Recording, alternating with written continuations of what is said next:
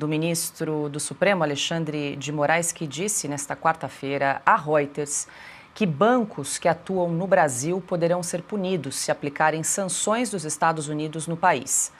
Moraes expressou confiança que as sanções contra ele podem ser suspensas por meio de canais diplomáticos ou de eventual contestação nos tribunais americanos.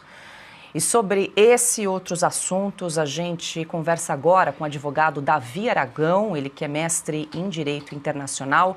Muito boa noite, doutor Aragão, seja bem-vindo em Oeste Sem Filtro, muito boa noite. Ontem nós exibimos um trecho do seu vídeo explicando de forma muito clara e objetiva os impactos da Lei Magnitsky no sistema financeiro brasileiro. E hoje a gente quer um pouquinho mais de detalhes aí, entender os desdobramentos dessa aplicação de sanções no sistema financeiro, bancos e tudo mais. Seja bem-vindo. Olá, Paula, boa noite. Muito prazer estar aqui com vocês. Doutor Aragão, a gente tem muitas dúvidas, mas eu queria começar com uma de ordem bastante prática, antes de inclusive a gente trazer o que disse o ministro Moraes. Existe a necessidade de alguma notificação oficial para que os bancos brasileiros passem a adotar essas sanções da Magnitsky em relação a Moraes? Por exemplo, uma lista que seja enviada pelo Departamento do Tesouro americano a todos os bancos, informando da inclusão do nome do ministro, perguntando mais claramente, né, os bancos brasileiros podem de alguma forma alegar desconhecimento das sanções pelo fato de não terem recebido uma notificação oficial? Paula, essa é uma pergunta interessante e para responder a gente precisa entender um pouco melhor o mecanismo da Lei Magnitsky. Na verdade, isso não é uma decisão judicial, e sim um ato administrativo do governo americano. Então a gente não está falando de que um tribunal americano tomou essa decisão e que todos os bancos no mundo, inclusive os brasileiros, têm que cumprir. Esse é um ponto principal. A amplitude da Lei Magnitsky está dentro do território americano e para pessoas e entidades que estão debaixo da legislação americana. Então, os bancos que estão obrigados a cumprir essa sanção são exclusivamente os bancos aqui dos Estados Unidos. Então, os bancos brasileiros, em tese, não estão obrigados a cumprir as sanções da Lei Magnitsky. Esse é o primeiro ponto que a gente precisa entender e para tirar até muita narrativa dessa história. Mas qual que é a questão principal aqui? Quando o Departamento de Tesouro publica o nome de um sancionado pela Lei Magnitsky na SDN List, e o nome do ministro Alexandre de Moraes já está nessa lista, qualquer banco americano não pode mais realizar qualquer tipo de atividade com ele. E o que acontece a partir desse momento? O que acontece é que sanções são aplicadas para outras instituições extraterritoriais americanas que possuem relacionamento com instituições americanas, ou seja, bancos estrangeiros que operam dentro do sistema americano. Caso esses bancos continuem operando com esse sancionado, eles podem sofrer sanções administrativas aqui dentro dos Estados Unidos, sendo impedidos, por exemplo, de acessar o mercado financeiro americano, ou até mesmo, em alguns casos esdrúxulos, ser excluído do sistema SWIFT, que apesar de ser um sistema belga, é amplamente controlado pelo sistema financeiro americano. Então, o que acontece na prática é que os bancos, ainda que não sejam americanos, eles começam a evitar qualquer tipo de relacionamento com pessoas sancionadas para evitar que eles também sofram sanções aqui dentro dos Estados Unidos nas suas atividades comerciais, nas suas relações com empresas americanas. Esse é o principal ponto. De fato, a Lei Magnitsky ela não tem um poder de operar dentro do território brasileiro, mas por tabela, os bancos começam a ter um certo medo de operar com aquele sancionado por riscos de sanções aqui nos Estados Unidos. Tem casos clássicos, por exemplo, como o banco francês, o BNP Paribas, que violou sancionados, ou melhor, continuou operando com sancionados pela Lei Magnitsky e sofreu uma multa de 8,9 bilhões de dólares por justamente ter sancionado e para continuar operando aqui nos Estados Unidos. Enfim, esse medo que os bancos começam a ter faz com que eles evitem ter qualquer tipo de relação. Esse é o ponto principal que a gente precisa entender do efeito da Lei Magnitsky de fato. Não se trata da aplicação da jurisdição americana dentro do Brasil, mas uma ação comercial de autoproteção daqueles que têm interesses comerciais aqui dentro dos Estados Unidos. E convenhamos, todos os bancos brasileiros têm interesse em continuar conectados direto no sistema financeiro americano. Perfeito, doutor Aragão. Eu vou incluir os meus parceiros de bancada também nessa entrevista. Adalberto Piotto. Doutor Davi, boa noite ao senhor.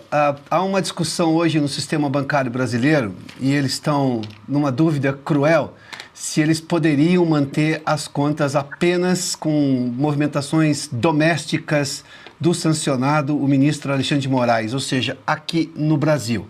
Mas acho que em algum momento o senhor já respondeu.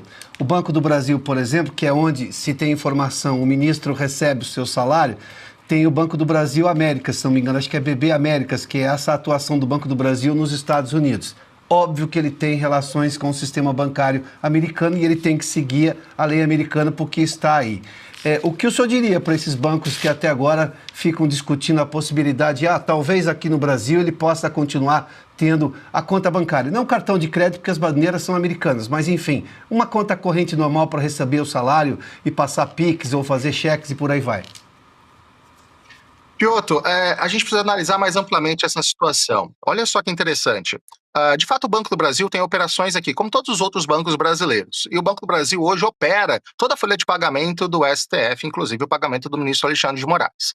Em tese, hoje ele pode continuar fazendo o pagamento. Mas o que acontece de fato? Hoje a gente não vê do próprio STF e até mesmo do arcabouço político brasileiro nenhuma característica que faça a buscar uma solução diplomática para isso. Muito pelo contrário. A gente vê o ministro Flávio Dino decidindo numa ação que não tinha absolutamente nada a ver com a Lei Magnitsky, mas mandando um recado político claro de que não iria o STF, através de uma sentença que abarca todo o sistema jurídico brasileiro, não vai ter nenhum tipo de sanção para qualquer ministro sancionado, ou seja, os bancos estão proibidos de fazer isso, e hoje, obviamente, com a entrevista do próprio ministro Alexandre de Moraes, afirmando que ele mesmo vai obrigar que os bancos não façam qualquer tipo de sanção contra ele. O que acontece nessa escalada retórica contra a sanção Magnitsky? O governo americano ele tem, a partir de agora, o poder de começar a sancionar aqueles que ele entende que estão facilitando a vida daquele sancionado, ou que estão impedindo que as sanções tenham um efeito prático, porque a intenção da Lei Magnitsky é impedir que, de fato, aquelas violações que estavam acontecendo continuem e que aquele agente sancionado ele perca o poder de continuar infringindo aquele tipo de situação. Vamos entender de forma clara. A Lei Magnitsky ela praticamente se aplica em dois casos específicos, ou violação a direitos humanos, ou então corrupção generalizada. Um desses dois motivos são essenciais para que a Lei Magnitsky seja aplicada. E a intenção dela é para que aquele agente perca o poder, perca as condições de continuar infringindo justamente aquela violação que ele estava cometendo até aquele momento. Então, a partir do momento que o sistema brasileiro, seja jurídico, seja político, começa a tentar blindar o ministro Alexandre de Moraes e possivelmente até outros que possam vir ser sancionados futuramente, justamente dessas sanções, o governo americano pode começar a escalar essas sanções. Então, imaginemos que o governo brasileiro decida que apenas o Banco do Brasil, uma vez que é ele que faz o pagamento da folha de pagamento do STF, continue operando com o ministro Alexandre de Moraes. O Banco do Brasil ele pode ser sancionado individualmente, ao invés de sancionar todo o sistema financeiro brasileiro, sancionar apenas o Banco do Brasil, excluindo ele do sistema financeiro americano, inclusive impedindo a operação do BB Américas, que é a subsidiária do Banco do Brasil aqui nos Estados Unidos, e isso afeta diretamente as operações do Banco do Brasil. A gente precisa lembrar que é um dos principais players do mercado em agronegócio, e agronegócio no Brasil significa comércio internacional, que é muito dependente de sistemas como o SWIFT e passar pelo sistema financeiro americano. Metade do agronegócio brasileiro hoje, que é financiado ou opera através do Banco do Brasil, fica impossibilitado de acessar justamente esse mercado internacional, ou seja, a tentativa de blindagem de um ministro com uma ordem para um banco que é semipúblico, né? Banco do Brasil também tem ali participação privada, é uma economia mista, mas uma ordem para tentar obrigar um banco a proteger o ministro pode criar um efeito cascata na economia brasileira gigantesca, porque a utilização da sanção apenas em um dos agentes serve como exemplo para que outros não façam a mesma coisa. E esse é o detalhe mais importante. Os Estados Unidos não precisam sancionar todos os bancos brasileiros. Sancionar apenas um já é uma sinalização suficiente para que todos os outros não queiram mais ter relacionamento com aquela pessoa sancionada. Doutor Aragão, só para não perder aqui o fio da meada, o senhor explicou que primeiro eles atacam a pessoa sancionada e depois as pessoas que tentam proteger. E uma discussão era se haveria possibilidade de estender os efeitos da Magnitsky para a mulher do ministro Alexandre de Moraes. Como é que você avalia esta possibilidade, doutor Aragão? Essa é uma possibilidade real, sim, Paula. E, na verdade, a gente já viu isso acontecer em outros casos de sanções aplicadas pelos Estados Unidos. Um caso clássico disso foi a Carrie Lam, uma das presidentes do estado de Hong Kong, que também foi sancionada pelos Estados Unidos, e o filho dela, que estudava em Harvard, 4 dias depois da sanção, teve o visto negado e Harvard cancelou a matrícula dele. O esposo dela, que trabalhava no Reino Unido e tinha uma posição importante numa empresa do Reino Unido, também teve o visto dele cancelado e automaticamente teve que voltar para Hong Kong. Ou seja, de fato, o objetivo principal dessa sanção, como eu falei, é sufocar aquele agente num ponto em que ele não possa mais continuar cometendo aquelas violações na interpretação do governo dos Estados Unidos. Então, se para isso for necessário ampliar as sanções para os seus familiares e círculos próximos, isso pode acontecer. E não se limita só a familiares, tá? A gente precisa entender de outros casos que já aconteceram, isso se estende para escritórios de advocacia que eventualmente estavam blindando ou facilitando a operação, até mesmo para empresas próximas de fachada ou de amigos que facilitavam de alguma forma que aquele sancionado continuasse tendo acesso a recursos financeiros ou continuasse promovendo aquela ação que estava sendo criticada pelos Estados Unidos. Então, sim, é muito possível que essa sanção se estenda para familiares diretos de Alexandre de Moraes, se o governo americano entender que eles estão facilitando a subversão da sanção, ou seja, através da esposa ele está escapando da sanção proposta pela Magnitsky. Nós estamos conversando com o advogado Davi Aragão. Quem pergunta agora é Ana Paula Henkel. Boa noite, doutor Aragão. Obrigada pela entrevista, e o vídeo do senhor ontem realmente foi um sucesso e foi muito bom poder mostrar esse vídeo, porque o tipo de material que o senhor colocou no vídeo nós encontramos aqui nos Estados Unidos, né? Mas em inglês. Então foi muito bom mostrar para o povo brasileiro a magnitude da Magnitsky. E eu gostaria que o senhor mencionasse um ponto muito interessante e importantíssimo no vídeo de ontem, que é quando tudo isso passa, né? Há um cronograma para aplicação das sanções, vai o primeiro dia, 5 dias, mas eu acho importante salientar que quando entra, digamos assim, no piloto automático, né? As sanções entram no piloto automático, ninguém precisa mais voltar ao Departamento de Tesouro, ao Departamento de Estado. Gostaria que o senhor explicasse mais sobre isso, porque parece que algumas pessoas no Brasil ainda não entenderam a magnitude dessas sanções. É exatamente isso. Eu acho que, inclusive, a declaração da Secretaria de Tesouro aqui dos Estados Unidos, que inclusive foi traduzida pela Embaixada Brasileira essa semana, falando que a declaração, ou chamando o ministro Flávio Dino de tóxico, ela é importante, essa palavra, porque, de fato, o que a Lei Magnitsky faz faz com que aquela pessoa se torne, de fato, tóxica. E tudo que toca ela, tudo que envolve ela, começa também a se intoxicar. E é justamente esse o objetivo da Lei Magnitsky. Por que isso? Quando a gente fala de dia 1, dia 2, é uma exemplificação, né, do que vai acontecer, dessa escalada de sanções. O ponto principal que a gente precisa entender é que, uma vez sancionado, o que acontece principalmente é que todas as empresas que pretendem acessar o mercado americano, que pretendem ter qualquer tipo de relação com o mercado americano, elas começam a evitar de todas as formas qualquer tipo de contato com essa pessoa sancionada ou qualquer tipo de transação que possa fazer qualquer ligação com a pessoa sancionada, com o risco de também sofrer uma sanção americana. A gente está falando de um país que só em termos de importação de produtos, bens e serviços no ano passado foi mais de 4 trilhões de dólares. Para você ter ideia do volume que isso significa, somente 3 países no mundo têm um PIB maior do que 4 trilhões de dólares: China, Japão e Alemanha. E a gente está falando só de importação de um país. Quantos países no mundo querem fazer comércio com os Estados Unidos? Quantas empresas no mundo querem ter acesso a esse mercado e, de forma alguma, querem ser excluídos do sistema americano, seja financeiro, seja comercial?